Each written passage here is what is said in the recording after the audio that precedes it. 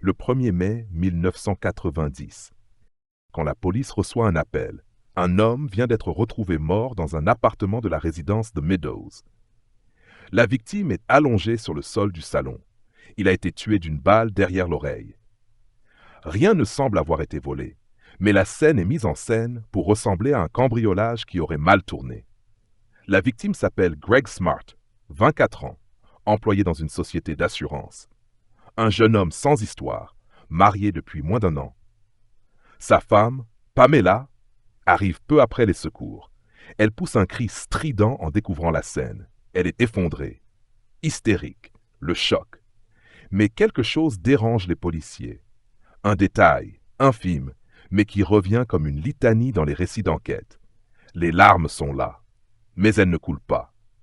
Avant ce drame, Pamela Ann Wojas n'était qu'une jeune femme parmi tant d'autres dans le New Hampshire. Blonde, souriante, elle naît le 6 août 1967 à Coral Gables, en Floride, avant de déménager avec sa famille vers le nord, à Derry, une petite ville tranquille où tout le monde semble se connaître. Pamela est une enfant vive, studieuse, passionnée de musique, plus précisément de hard rock. Elle adore Van Halen, Motley Crue et se rêve animatrice radio. Elle obtient son diplôme en communication à l'Université du New Hampshire, puis trouve un poste de responsable de la sensibilisation à la drogue dans un lycée local, la Winnacunnet High School à Hampton. C'est là qu'on commence à la surnommer Miss Smart. Toujours bien habillée, dynamique, enthousiaste, elle incarne la réussite jeune. Mariée à Greg Smart, depuis seulement 8 mois, elle affiche sur tous les réseaux sociaux de l'époque, autrement dit, les albums photos de famille, une vie sans faille. Le couple est jeune, beau, apparemment amoureux. Pourtant, quelque chose en coulisses commence à se fissurer. Nous sommes à l'automne 1989, quelques mois avant le meurtre. Pamela, alors âgée de 22 ans, anime un programme de sensibilisation à la drogue et à la violence scolaire dans plusieurs établissements de la région. C'est dans ce cadre qu'elle fait la rencontre de Billy Flynn, un adolescent de 15 ans, élève à Winnacunnet High School. Billy est un garçon discret, timide, fan de heavy metal, un peu paumé, élevé par une mère célibataire. Il joue de la guitare et rêve de rock et de rébellion. Pamela, avec ses jeans moulants, ses blazers impeccables et ses discours passionnés, semble tout droit sorti de ses fantasmes d'ado. Et il n'est pas le seul à être fasciné. Elle attire les regards sans jamais les encourager ouvertement. Mais peu à peu, quelque chose dérape. Le lien professionnel se transforme en relation personnelle. Pamela le laisse approcher, elle l'écoute, elle lui parle de ses frustrations, de son mariage déjà fatigué. Puis vient la musique, leur passion commune. Les rendez-vous se multiplient, les silences deviennent plus lourds, les regards plus insistants.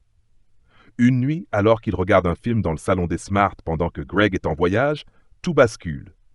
Ils s'embrassent, puis plus. La frontière est franchie. Ce n'est plus une conseillère scolaire et son élève, c'est une femme adulte et un adolescent manipulable. À partir de là, Pamela s'attache, ou du moins, elle fait semblant. Elle dit à Billy que son mari ne l'aime plus, qu'il la trompe, qu'elle est malheureuse. Elle parle d'un futur à deux. Mais un obstacle reste, Greg, et c'est là que les choses prennent une tournure irréversible. Hiver 1990. L'histoire aurait pu s'arrêter là. Une aventure de quelques semaines, un écart, une erreur. Mais non, car Pamela Smart ne veut pas divorcer. Elle a peur de perdre sa maison, sa réputation, son emploi, et peut-être plus encore, le contrôle. Alors elle parle, elle suggère, à demi-mot, elle glisse l'idée, et Billy Flynn écoute. Selon les témoignages qui surgiront plus tard, c'est Pamela qui insiste. Elle répète que c'est la seule solution. Que s'il l'aime vraiment, il doit éliminer Greg. Elle va jusqu'à lui dire qu'elle ne couchera plus avec lui tant que le problème ne sera pas réglé. Billy, immature, influençable, est pris dans un engrenage. Il en parle à ses amis. Patrick Randall, J.R. Latim, Vance Latim Jr. Tous des adolescents, tous entre 15 et 17 ans. Et tout fascinés, d'une manière ou d'une autre, par Pamela, cet adulte qui les traite en égaux.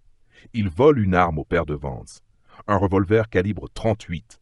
Ils préparent un plan, hésitent, reculent, puis reviennent. Ce sera un meurtre déguisé en cambriolage, dans l'appartement des Smart, et ce sera Billy qui tirera. Le 1er mai 1990, ils passent à l'acte. Pamela, elle, est au travail, comme prévu. Greg Smart, lui, ne se doute de rien.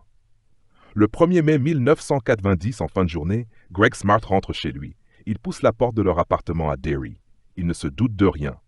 Aucune alarme, aucune voix. Mais ils sont là. Dans le noir. Billy Flynn et Patrick Randall. Ils le forcent à s'agenouiller.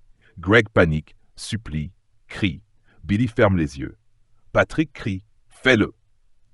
Une détonation. Une balle derrière l'oreille. Greg s'écroule, mort sur le coup. Les adolescents fuient, laissant derrière eux une scène qu'ils croient crédible. Une télévision renversée, quelques tiroirs ouverts, un faux cambriolage. Mais les policiers ne sont pas dupes. Rien n'a été volé. L'exécution est trop propre, trop ciblée. Pamela arrive sur les lieux peu après, appelant les secours. Elle hurle, tremble, s'effondre. Mais un policier remarque un détail. Ses larmes ne mouillent pas ses joues. Pas une. Son comportement sonne faux, contrôlé, presque joué. Et très vite, les langues se délient. Quelques semaines plus tard, une camarade de Billy Flynn, Cecilia Pierce, approche la police. C'est la confidente de Pamela, son élève stagiaire. Elle sait des choses, beaucoup de choses. La police lui donne un micro. Elle enregistre Pamela à son insu plusieurs fois. Et ce qu'elle entend est glaçant. Pamela ne dit jamais explicitement « j'ai commandité le meurtre ». Mais elle en parle comme si c'était acquis. Elle s'inquiète de ce que Cecilia pourrait dire, elle tente de la convaincre de se taire, elle parle du meurtre comme d'un secret partagé. Puis, le 15 juin 1990, la vérité explose. Billy Flynn, Patrick Randall, J.R. Latim et Vance Latim Jr. sont arrêtés. Le tribunal de Rockingham County, dans le New Hampshire, se transforme en scène de théâtre judiciaire. Le procès de Pamela Smart commence, et c'est une première. Tout est filmé, diffusé, analysé en direct à la télévision nationale. L'Amérique entière assiste à la chute d'une jeune femme jadis exemplaire. Dès les premiers jours, le ton est donné. Pamela entre dans la salle, cheveux tirés, tailleur sombre, visage fermé. À la barre, elle admet la liaison avec Billy Flynn, un adolescent de 15 ans, mais nie fermement avoir jamais ordonné le meurtre de son mari. Elle affirme que les garçons ont agi de leur propre chef, par jalousie. Elle dit avoir été piégée par sa propre faiblesse. Mais pas coupable de meurtre. Mais les preuves s'accumulent. Et surtout, les témoignages accablants. Le plus retentissant, c'est celui de Billy Flynn. Il entre dans la salle, tête baissée, voix tremblante. Il raconte dans les moindres détails leur relation. Comment Pamela l'a séduit. Comment elle lui a dit que le divorce n'était pas une option. Comment elle lui aurait soufflé. Si tu m'aimes, vraiment, tu sais ce que tu dois faire. Il raconte aussi l'acte lui-même. Greg à genoux, la balle, le sang, le silence. Puis viennent les enregistrements secrets de Cecilia Pierce, la jeune stagiaire et confidente de Pamela. Sur ces bandes, Pamela ne dit jamais explicitement « j'ai commandité le meurtre », mais elle parle comme si tout était acté. Elle évoque la peur d'être arrêtée, les conséquences. Elle tente de convaincre Cecilia de se taire. Le ton est calme, glacial, calculé. Le jury écoute. Les avocats de la défense plaident la manipulation. Ils disent que Pamela est naïve, brisée, prise au piège d'un garçon instable. Mais en face, l'accusation brosse un tout autre tableau.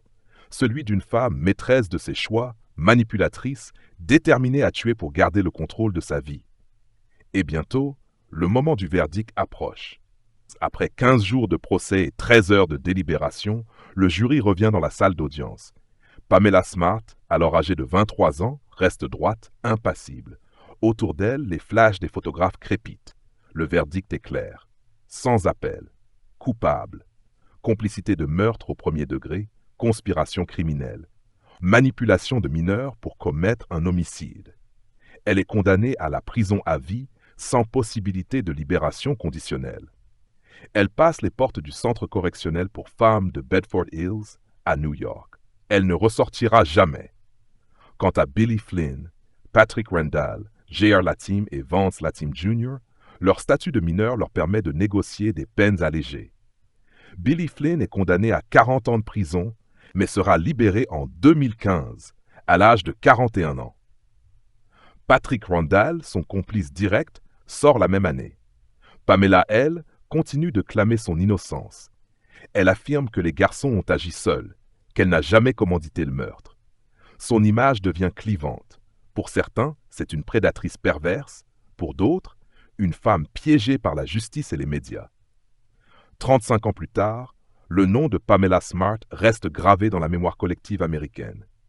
Non pas comme celui d'une simple complice de meurtre, mais comme le visage glacial d'une tragédie moderne, mêlant séduction, trahison et mort.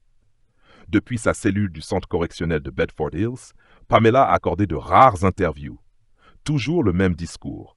Elle reconnaît sa liaison, mais nie toute implication dans l'assassinat. Elle se dit victime d'un procès biaisé, transformé en femme fatale médiatique pour les besoins du spectacle. Car il faut le dire, son procès, plus que judiciaire, était théâtral. À la télévision, on la présente comme la blonde manipulatrice, l'institutrice perverse, une veuve noire avant l'heure, une sorcière moderne. La couverture médiatique ne laisse aucune place au doute. Pas de nuance, pas d'humanité. Mais avec les années, les voix divergentes se multiplient. Certains juristes, chercheurs ou journalistes soulèvent des questions troublantes. A-t-elle vraiment commandité le meurtre? Ou a-t-elle simplement perdu le contrôle sur une situation qu'elle avait sous-estimée? Était-elle une prédatrice ou une femme de 22 ans, immature, qui a fait une erreur tragique avec des conséquences irréparables? Billy Flynn, lui, a purgé 25 ans. Il a exprimé des remords profonds. Aujourd'hui libre, il vit discrètement, loin des projecteurs. Il n'a jamais retiré ses accusations contre Pamela. Pamela Smart, elle, est toujours en prison. Tous ses recours en grâce ont été rejetés, et dans un courrier adressé au gouverneur du New Hampshire en 2024, elle écrivait « Je suis en prison depuis l'âge de 22 ans. J'en ai 56 aujourd'hui. Est-ce que je ne suis plus humaine ?» L'affaire Pamela Smart pose une question troublante. Où s'arrête la responsabilité morale et où commence la culpabilité pénale? Une femme a-t-elle été condamnée pour avoir séduit ou pour avoir tué? Le crime est réel. La mort de Greg Smart est indiscutable. Mais encore aujourd'hui, derrière les barreaux, Pamela continue de nier le rôle qu'on lui prête. Et nous, spectateurs, que croyons-nous? La vérité ou l'histoire qu'on préfère entendre?